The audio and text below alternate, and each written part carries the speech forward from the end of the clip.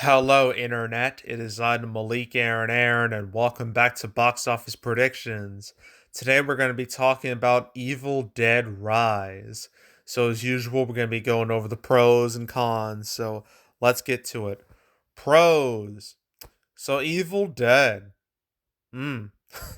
Talk about a classic horror franchise here. I mean, when people talk about classic horror movies from the decades like the 60s, 70s, 80s, Evil Dead is one of the first names that gets brought up, and for good reason.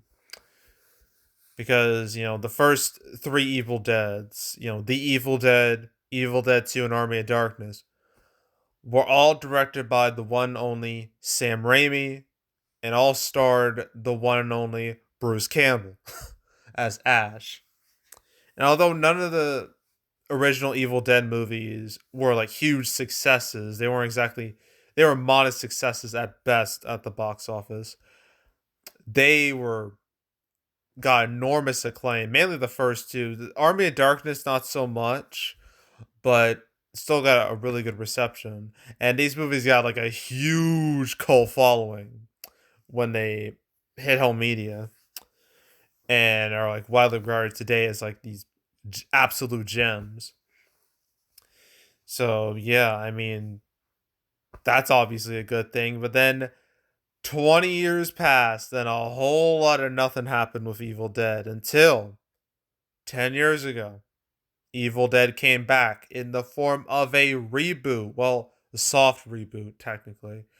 That was just called Evil Dead. This thing came out. This was during like that phase where all horror movies, all classic horror movies were getting the reboot treatment. Every single one of them, it was an infestation. People complain about like reboots now. You weren't paying attention to the horror genre 10, 10, 20 years ago. You paid no attention to it. Yeah, Evil Dead, the reboot, came out in 2013. It was definitely one of the better horror reboots out there. It felt like the people actually cared. The people making actually cared about it. It wasn't great, but it was still pretty good. And box office wise, it was a decent little hit. Up with like over $25 million, and it made 54 million domestic, 99 million worldwide. Really strong result for a movie that only cost $17 million. So you think this will lead to like a straight up sequel to this, like a direct sequel, but that never came to pass. Instead, we got the Ash versus Evil Dead show like on Stars, which that's like 3 seasons, but then that got canned. And then they were like, okay, new Evil Dead movie. This. So yeah, so I say Evil Dead has a pretty darn good reputation amongst like horror fans. And obviously, when a new Evil Dead movie was announced, people were obviously going to be interested in it because it's Evil Dead. So yeah, I'd say this movie has strong brand name recognition. Definitely has that on its side. So brand name recognition is a big pro. Another pro is that reviews for this movie are very, very good. Like super good. It's at 85% critic score, 85% audience score. Look at that. So yeah, the same score for both critics and audiences. Both are like, this is a good movie. So yeah, and it's a cinema score. I believe it's up now. It should be. Let me see. Is it up? I'm waiting for it to pop up here. Oh, I'm doing it off screen on my laptop. Is it there? Show up, please. I don't know why it's being so slow.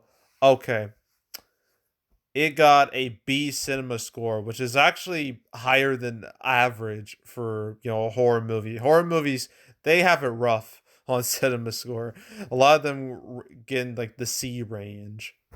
But going above that means your movie's better than average. So yeah, a B for Evil Dead Rise is good. So yeah, word of mouth is definitely a non-issue. So that's a pro.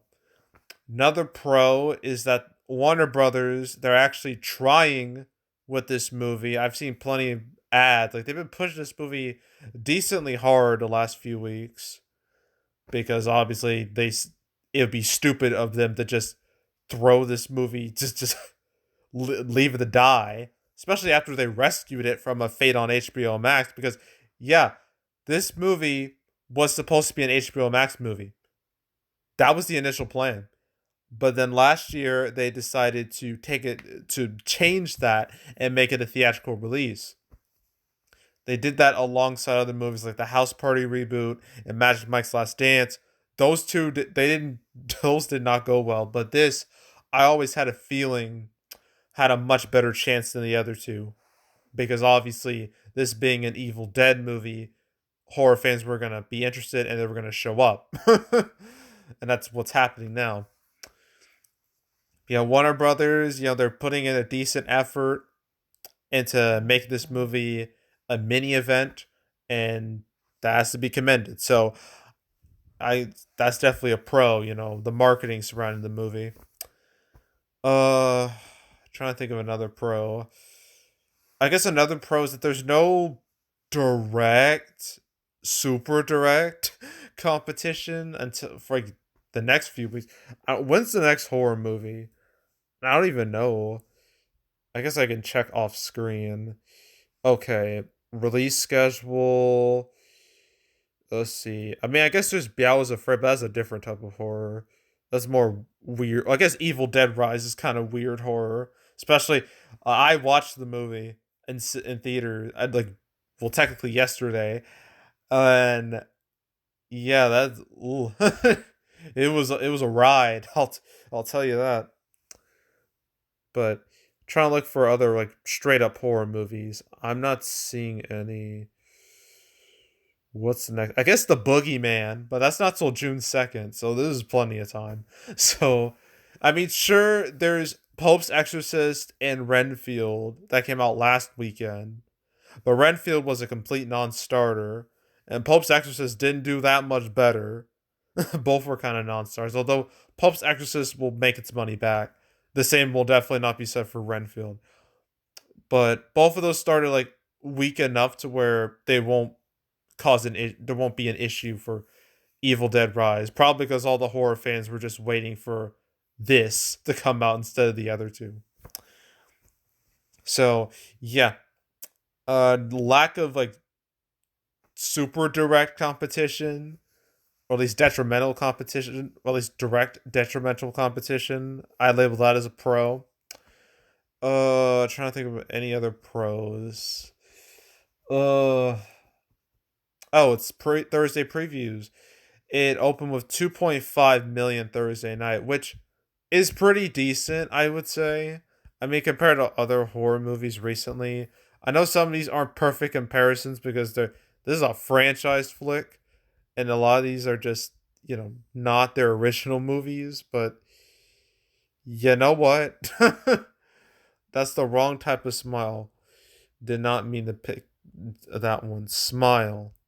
20. Ugh. 2022. Where are you? Okay, here we go. Smile, Black Phone. Let's see. Megan. All right, I think these are decent comparisons.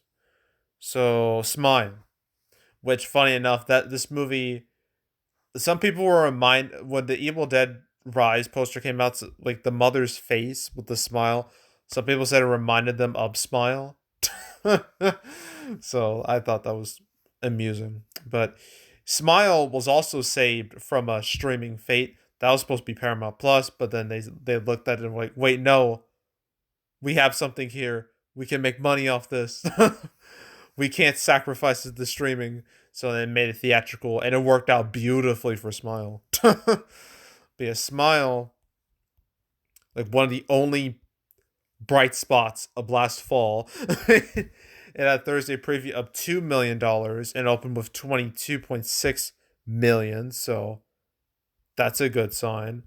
Black Phone, that was last summer.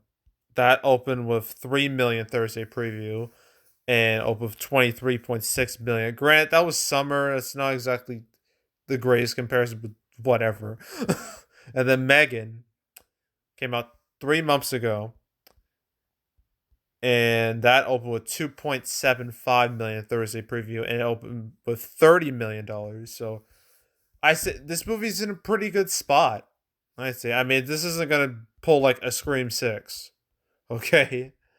I don't think that's just not gonna happen because Scream 6 that had a Thursday preview of 5.7, so this is less than half of that. But Scream 6 came out like a year after Scream 5, and not to mention, like, Scream is a much bigger horror series than Evil Dead ever was.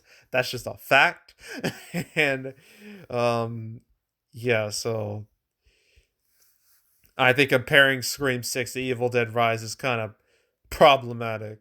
I don't think it, I don't think it's, I don't think it's quite fair. But yeah, for Evil Dead Rise compared to other horror movies recently, it's in a good spot. So I'd say its Thursday previews are positive, and I'm gonna label that as a pro. And I think that's it with pros. Okay, cons. Warner Brothers. Oh, they've been having the roughest time um for a while. I guess Warner Bros. Discovery they've had it real rough in theaters for like the last year at least. I mean, if you ask me, their last real hit was Elvis, and that came out last June. So that should tell you a lot. I mean, sure, there's DC League of Super Pets and Don't Worry Darling, but I consider those more modest hits. They didn't exactly knock it out of the park with those. Those just did okay. Everything else, forget about it. Black Adam, flop. House Party, bomb. Magic Mike's Last Dance, bomb. Shazam Fury of the Gods, super bomb. That was a catastrophe.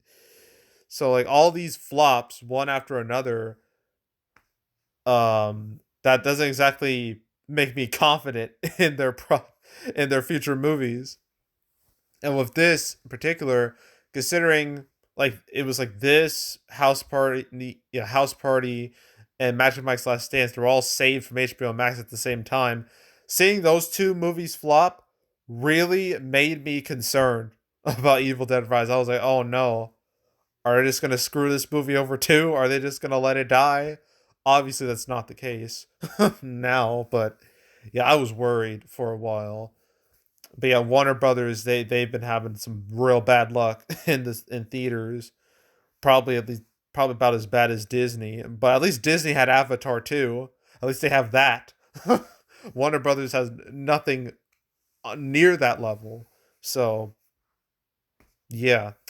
So Warner Brothers, I'd label them as a con, definitely. Another con is that there's a lot of movies out right now. The biggest by far and away is Mario, which is just I can't even describe its box office anymore. Words don't do it justice. But yeah, if like when it comes to people going to the movies, they're either watching Mario or pretty much nothing. Well, I guess there's this and pretty much nothing else. But it's mostly Mario. People are going to the theaters to see Mario, and they may just watch something else, maybe. But not to mention, there's just a lot of movies this weekend and the past few weeks, like even movies in March that are still alive, like John Wick 4 and Dungeons and Dragons. There's also like Air, Post Exorcist, Renfield, Biel is Afraid, Covenant. The next weekend, there's like Big George Foreman and Are You There, God to Me, Margaret, and Sisu. And then we go to summer season. And once like the beginning of May starts, all April movies evaporate. That's usually how it works. But yeah, lots of movies out right now, all fighting for screens and theaters, and it's ugh. So, I don't think it'll be a problem for Evil Dead Rise at all, but I'm still gonna label it as a con because that will definitely have like a detrimental. It affects everything more or less negatively in a way, but it won't affect this movie too badly. But might as well mention it. I guess another con is that, well, because it's like, even with like these strong reviews, I don't see it having a long life. I mean, Evil Dead 2013, despite having decent reviews, that didn't have a long life. That was very front loaded. It opened with like 25.7 million, and then it only made like 54 million total domestically. Like it was there, and then it evaporated. So and I so and obviously it was going to be fan fueled because it's Evil Dead, and I imagine Evil Dead Rise is going to be the same thing. I feel like this is going to be more fan fueled than most horror movies out there, even more than Scream 6. So, yeah, this being like ultra fan fueled, I feel like that's going to be a problem, a long term problem. So, I label that as a con. So, yeah, yeah, I think that's really it with cons. I think. Yeah. Yeah. So, yeah. So opening weekend. Uh this Thursday preview number tells me this has a chance to go past 20. I think it can do that. I think it's achievable. So, I'm going to say 20 million, give or take like a million below or above it. I'm going to go with 20 million. And final total 40 to 50 million, which, because I feel like this movie's gonna get killed once Guardians 3 comes out in 2 weeks. A lot of April movies are gonna get killed that weekend, and this is gonna be no exception. So yeah, I'm gonna go 40 to 50 million total, which would be pretty good considering the movie only cost like $15 million, so it'd be in a good spot. So yeah, it wouldn't embarrass itself. Warner Brothers would have a minor win for once. So there's that. So yay, I guess. So that's Evil Dead Rise. And don't worry, I will talk about the movie, or at least a little bit about the movie, when I make my recap video in May. So yeah, stay tuned for that. We got two more movies to do. Guy Ritchie's The Covenant and Somewhere in Queens. And that's it for the weekend. And then there's next weekend, which I'm not looking forward to at all. So, yeah. But anywho, yeah, that's it. That's all. Make sure to subscribe, like this video, leave a comment, turn on notifications, share the whole drill. Want to check out more videos like this? I got playlists on the homepage, all previous prediction videos I made this year and even past years. You want to watch any of those, you can go right ahead. There's also the canceled series where I go over all the movies that were supposed to come out but didn't. Evil Dead Rise I covered once. Once only. uh yes, Evil Dead. Yes. Alright, here it is. Episode 151. I talked about alongside a bunch of other Warner Brothers stuff. Aquaman 2, Shazam 2, House Party, The Nun 2, Salem's Lot, a movie that's yet to be released. I think that was the last time I talked about it. And that was like all the way back in August, so oof. But yeah, Evil Dead Rise. Yeah, I talked about it in that video. So if you want to watch that video or any other um any of the other cancel episodes I've done the channel, there's like 186 at this point. So if you want to watch any of those from beginning to now, I highly encourage you to do that. So go do it. There's also box office recaps where I go over the box office results for a particular month. April recap will come out after Guardians 3 releases, so probably after that point. So stay tuned for that. But if you want to watch any of the past recap videos I made on the channel, you can go right ahead. And yeah, that's it. That's all. I am out. Goodbye.